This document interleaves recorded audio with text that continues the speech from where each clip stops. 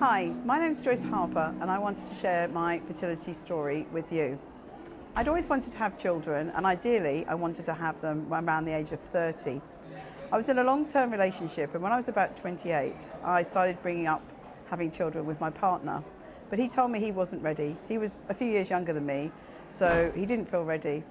When we got to 30 I renewed the conversation, but he still wasn't ready, so I started to panic.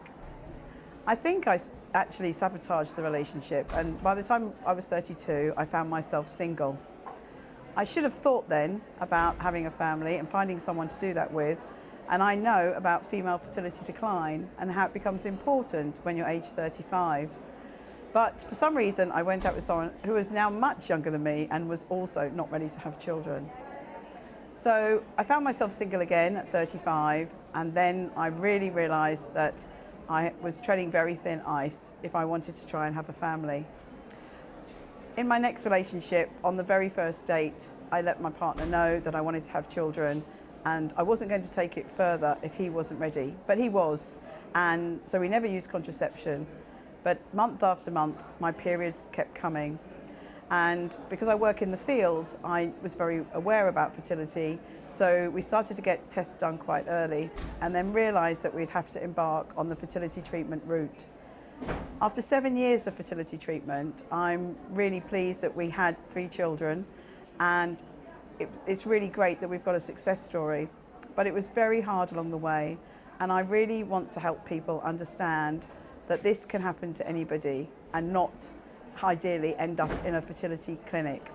So that's why I've dedicated my life now to working around reproductive health education.